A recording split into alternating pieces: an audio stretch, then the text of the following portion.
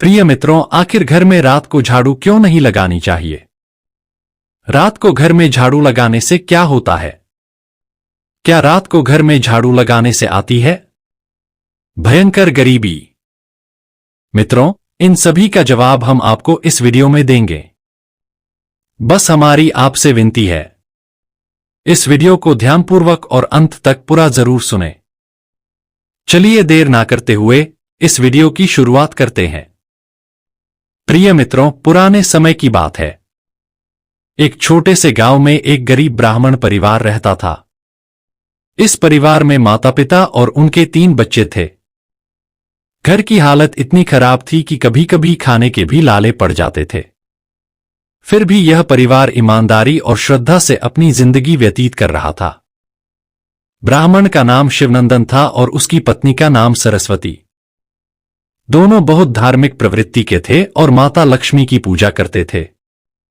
मित्रों, शिवनंदन एक मंदिर में पूजा पाठ करवाकर जो भी दक्षिणा मिलती उससे अपने परिवार का पालन पोषण करता। लेकिन फिर भी गरीबी उनके जीवन से जाने का नाम नहीं ले रही थी।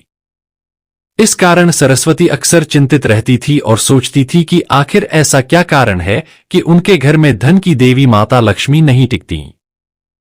शिवनंदन और सरस्वती का बड़ा बेटा माधव बहुत मेहनती था। वह दिन रात पढ़ाई करता था। प्रिय मित्रों, लेकिन घर में आर्थिक स्थिति इतनी खराब थी कि उसकी किताबें तक फटी हुई होती थीं। छोटा बेटा मोहन बहुत बुद्धिमान था, लेकिन पेट भरने के लिए कई बार उसे गांव के अमीर बच्चों के जूठन खानी पड़ती थी। सबसे छोटी बेटी राधा बहुत कोमल और मासूम थी। उसके मन में हमेशा यह सवाल रहता कि उनके घर में माता लक्ष्मी क्यों नहीं आती। सरस्वती मां लक्ष्मी की भक्त थीं। वह रोज सुबह उठकर घर की सफाई करती, लेकिन एक गलती रोज कर बैठती, वह रात को भी झाड़ू लगाती थीं। उन्हें लगता था कि इससे घर साफ रहेगा और कोई बीमारी नहीं फैलेगी। प्रिय मित्रों, परंतु उन्हें यह ज्ञान नहीं था कि रात को झाड़ू लगाने से माता लक्ष्मी घर छोड़ देती है। एक दिन गांव में एक वृद्ध साधु आए। वे बहुत तेजस्वी लग रहे थे।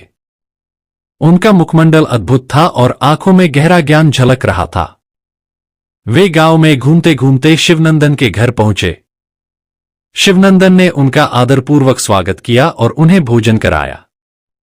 भोजन के बाद साधु बोले, बेटा, तुम्हारे घर में दरिद्रता क्यों है? क्या तुम माता लक्ष्मी की पूजा नहीं करते? मित्रों, शिवनंदन ने सिर झुकाकर उत्तर दिया, महाराज, हम तो रोज मां लक्ष्मी की पूजा करते हैं, लेकिन फिर भी हमारे घर में गरीबी का वास है। हमें समझ नहीं आता कि ऐसा क्यों हो रहा है। साधु मुस्कुराए और बोले, बेटा, मैं तुम्हें एक रहस्य की बात बताऊंगा जिसे सुनकर तुम चकित रह जाओगे।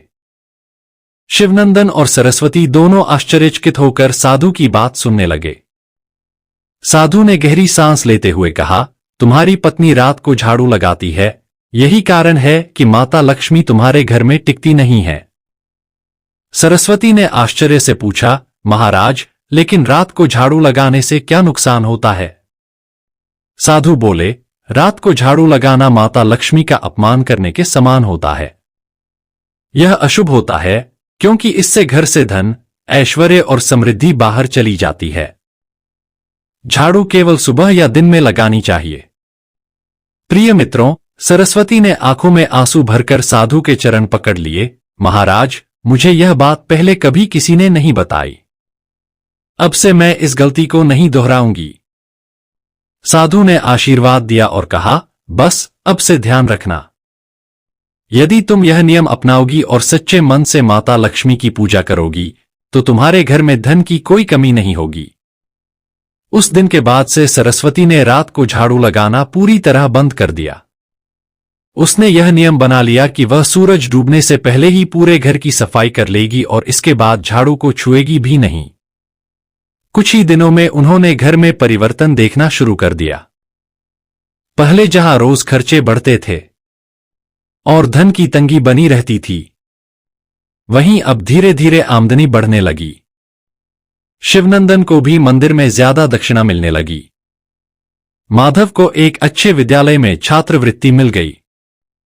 मोहन को गांव के एक सेठ ने अपने यहां काम पर रख लिया और उसे अच्छी तनख्वाह मिलने लगी। सबसे चमत्कारी घटना तब घटी जब गांव के एक धनवान व्यापारी को उनकी बेटी राधा बहुत पसंद आ गई। व्यापारी ने न केवल राधा को अपनी बहू बनाने का प्रस्ताव रखा, बल्कि शिवनंदन के पूरे परिवार की आर्थिक मदद करने का भी वचन दिया। मित्रों, धीरे धीरे शिवनंदन का परिवार संपन्न हो गया। अब उनके घर में अन्न, वस्त्र और धन की कोई कमी नहीं थी। सरस्वती हर रोज माता लक्ष्मी की आरती करती और विशेष रूप से दीपावली के दिन पूरे विधि विधान से पूजा करती।